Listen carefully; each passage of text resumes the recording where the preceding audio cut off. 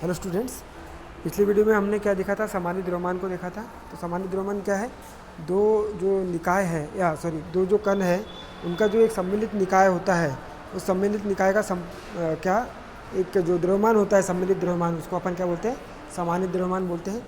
और इस सामान्य द्रव्यमान को अपने को क्या करना है, उसकी उपयोग देखना है। तो सबसे पहला उपयोग क्या है, गुरुत्वाकर्षण बल के अंतर्गत ग्रह तथा उपग्रह की गति को इससे समझने में सहायता मिलती है। तो क्या है, गुरुत्वाकर्षण बल के अंतर्गत ग्रह तथा उपग्रह की गति में एक हमने ग्रह ले लिया है जिसको अपन बोलेंगे ई, है ना। ई मतलब क्या है, अर्थ है, जिसको अपन बोलेंगे पृथ्वी। और एक उपग्रह ले लिया क्या, एम, कैपिटल एम, है ना, जिसको अपन मून बोलेंगे, चंद्रमा, है ना। तो पृथ्वी का द्रव्यमान कितना है, m1 है। चंद्रमा का द्रव्यमान कितना है, m2 है। ठीक है। और ये चंद्रमा इस पृथ्वी से एक निश्चित दूरी पर क्या है, r दूरी पर स्थित है। तो इसकी स्थितिज ऊर्जा कितनी हो जाएंगी, कितनी हो जाएंगी, या गुरुत्वाकर्षण बल जो लगेगा r दूरी पर स्थित है तो कितनी वैल्यू निकल कर आएगी। दोनों कणों जैसे ग्रह तथा उपग्रहों के बीच लगने वाला केंद्रीय बल जो होगा वो क्या, गुरुत्वाकर्षण बल के क्या होगा, बराबर होगा। तो बल बराबर कितना हो जाएगा, -G m1 m2 अपॉन में कितना, r²। ठीक है। और उसकी दिशा में क्या आ जाएगा, एकांक सदिश आ जाएगा। इसको समीकरण नंबर कितना करेंगे, 1। लेकिन सामान्य द्रव्यमान के लिए गति के समीकरण से कितना होता है, सामान्य द्रव्यमान के लिए F=μd²r अपॉन में कितना, dt का स्क्वायर होता है। ये समीकरण नंबर कितना, 2। अब समीकरण 1 और समीकरण 2 की तुलना कर दो तो कितना हो जाएगा, μd²r अपॉन में dt का square equal to -G m1 m2 upon में कितना, r² इंटू कितना, यूनिट वेक्टर r। ठीक है। तो d²r अपॉन में dt स्क्वायर इक्वल टू कितना हो जाएगा, -G, और ये म्यू जो है इसके अपॉन में आ जाएगा तो -G अपॉन में न्यू, है ना, m1 m2 अपॉन में कितना, r² और यूनिट वेक्टर कितना, r। ठीक है। लेकिन सामान्य द्रव्यमान की वैल्यू कितनी होती है, म्यू बराबर, तो यहाँ म्यू का मान जब हम रखेंगे, है ना, जी म्यू यहाँ पर है ना, जी अपॉन में म्यू का मान रखेंगे तो यहाँ रख दिया अपन ने। म्यू का मान कितना रखा है, m1 m2 अपॉन में कितना, m1 प्लस m2, है ना। तो वैल्यू क्या आ जाएगी, d² r अपॉन में dt का स्क्वायर इक्वल टू कितना, माइनस कितना है, ये g है ना, यहाँ पर इसको क्या करना, g, म्यू की जगह क्या करना, g, है ना, क्योंकि कितना है, -G अपॉन में, -G अपॉन में म्यू है तो म्यू की वैल्यू रखी है हमने कौन सी, m1 m2 अपॉन में m1 प्लस m2।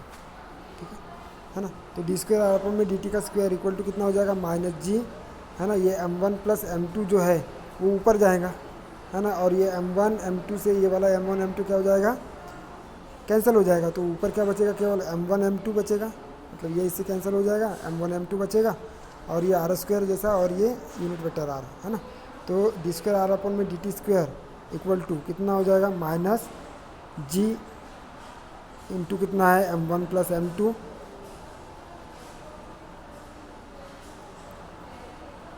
कितना है, m1 प्लस m2, है ना, यूनिट वेक्टर r अपॉन में कितना है, आएगा ये r², है ना, ये वाली वैल्यू।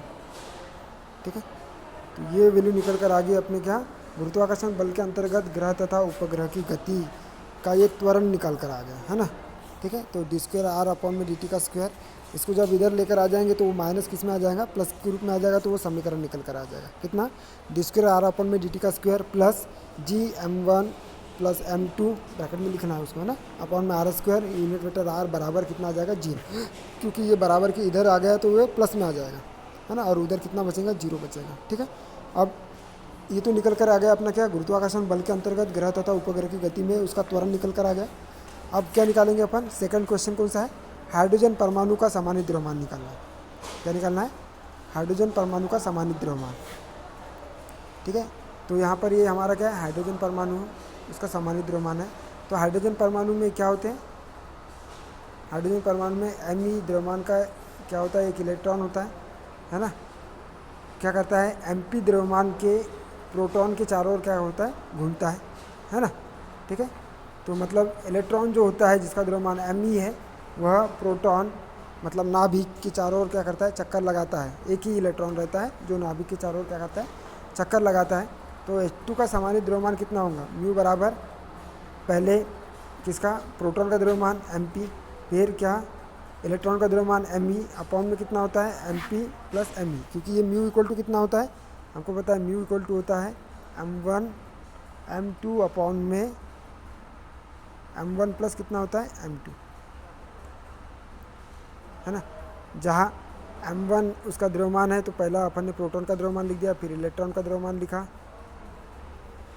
क्या लिखा, इलेक्ट्रॉन का द्रव्यमान लिख दिया, है ना। फिर दोनों के द्रव्यमान का क्या कर दिया, योग कर दिया, ठीक है। तो यहाँ से इलेक्ट्रॉन का द्रव्यमान तो m ही रहेगा, और प्रोटॉन का जो द्रव्यमान होता है वो इलेक्ट्रॉन के द्रव्यमान का कितना होता है, 1836 गुना होता है ना। तो यहाँ से प्रोटॉन का द्रव्यमान क्या लिखेंगे, 1836 m लिखेंगे, यहाँ पर लिखा हुआ है, जहाँ mp इक्वल टू 1836 कितना me के रूप में लिखा हुआ है ना। तो 1836 me इंटू कितना है me अपॉन में कितना 1836 me प्लस कितना me, है ना, क्लियर। तो म्यू बराबर कितना हो जाएगा, म्यू बराबर 1836 me इंटू कितना me, और यहाँ से me को क्या निकाल लेंगे, 1836 प्लस 1 कितना हो जाएगा, क्योंकि me और यहाँ से me को कॉमन निकाला, ठीक है। तो ये 1836 me और ये 1 me कितना हो जाएगा 1837 me हो जाएगा। इस me से ऊपर वाला एक me क्या हो जाएगा, कैंसिल हो जाएगा। तो 1836 me अपॉन में कितना हो जाएगा 1837, तो 1836 अपॉन में कितना 1837 me के रूप में आएगा, या इक्विवेलेंट टू कितना आ जाएगा 1836 को अपन इक्विवेलेंट टू लिख सकते हैं 1837 के आसपास, है ना। तो 1837 बटे 1837 me के रूप में आ गया, और 1837 अपन में 1837 कितना हो जाएगा 1 me हो जाएगा, ठीक है। तो सामान्य द्रव्यमान जो होगा वो क्या, इलेक्ट्रॉन के द्रव्यमान के क्या होगा, बराबर होगा, ठीक है, क्लियर। तो ये हाइड्रोजन परमाणु का जो सामान्य द्रव्यमान होगा वो लगभग इलेक्ट्रॉन के द्रव्यमान के क्या होता है, बराबर होता है, ठीक है ना। अब आता है अपना क्या, पॉजिट्रिनियम का सामान्य द्रव्यमान, है ना। तो पॉजिट्रिनियम में क्या होता है, एक इलेक्ट्रॉन जो होता है एक पॉजिट्रॉन के क्या होता है, चारों ओर चक्कर लगाता है, ठीक है ना। तो वास्तव में पॉजिट्रॉन जो होता है इलेक्ट्रॉन का क्या होता है, प्रतिकण होता है, मतलब वही धनावेशित का नहीं होगा, है ना, जिसका द्रव्यमान जो होता है इलेक्ट्रॉन के द्रव्यमान के बराबर होता है। मतलब यहाँ पर जैसे प्रोटॉन लिखा था, अब ये पॉजिट्रॉन लिखेंगे तो जिसका द्रव्यमान क्या है, इलेक्ट्रॉन के द्रव्यमान के बराबर है, इसलिए पी की जगह क्या लिखेंगे, me लिखेंगे, ठीक है। यहाँ पी की जगह क्या लिखेंगे, me लिखेंगे। तो me इंटू me अपॉन में me प्लस me, ठीक है। तो me इंटू me मतलब कितना हो जाएगा, me का स्क्वायर अपॉन में कितना me प्लस me मतलब कितना 2me। तो me से me क्या हो जाएगा, ऊपर वाला एक कैंसिल हो जाएगा, तो me अपॉन में कितना 2। तो सामान्य द्रव्यमान जो होगा म्यू बराबर कितना हो जाएगा, पॉजिट्रोनियम का हाफ me होगा, ठीक है, क्लियर। अब हाइड्रोजन अणु का संपूर्ण या सामान्य द्रव्यमान निकालेंगे। सबसे पहले क्या निकाला था, हाइड्रोजन परमाणु का निकाला था, अब क्या निकालेंगे, हाइड्रोजन अणु का निकालेंगे, ठीक है। तो हाइड्रोजन अणु के लिए क्या होता है, हाइड्रोजन अणु का संपूर्ण या सामान्य द्रव्यमान की यदि हम बात करते हैं तो हाइड्रोजन के एक अणु में कितने हैं, हाइड्रोजन के 2 परमाणु होते हैं। तो हाइड्रोजन परमाणु का अणु का जो सामान्य द्रव्यमान होगा वो किस प्रकार से होगा, MH इंटू कितना MH अपॉन में कितना MH इंटू कितना MH प्लस कितना MH। मतलब एक अणु के लिए ये एक अणु का द्रव्यमान होगा, ये दूसरे अणु का द्रव्यमान, सॉरी एक परमाणु का द्रव्यमान दूसरे परमाणु का द्रव्यमान अपॉन में पहले परमाणु का द्रव्यमान प्लस दूसरे परमाणु का द्रव्यमान, है ना।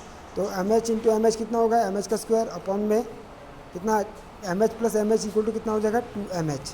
तो MH स्क्वायर से एक MH क्या हो जाएगा, नीचे वाला कैंसिल हो जाएगा, तो ऊपर क्या बचेगा MH और अपॉन में कितना 2, ठीक है। तो उपरोक्त उदाहरणों से स्पष्ट है कि सामान्य द्रव्यमान की जो अभिधारणा होती है, अभिधारणा द्वारा केंद्रीय बलों के अंतर्गत 2 कणों की निकाय, जिसका एक कण दूसरे कणों की तुलना में क्या होता है, अत्यंत भारी होता है, उनकी गति की क्या कर सकते हैं, विवेचना कर सकते हैं, और उन कणों को, भारी कणों को स्थिर मानकर उसके सापेक्ष दूसरे कण की गति के द्वारा उसको हम प्रदर्शित कर सकते हैं, ठीक है। तो इस प्रकार से ये सामान्य द्रव्यमान है। तो सामान्य द्रव्यमान जो रहता है उन दोनों कणों से मिलकर बनता है, और उसका जो सामान्य द्रव्यमान होता है वो दोनों कणों के योग के से क्या होता है, कम होता है ना। इस प्रकार से ये हमारा सामान्य द्रव्यमान वाले भी क्वेश्चन क्या होगा, कंप्लीट होगा।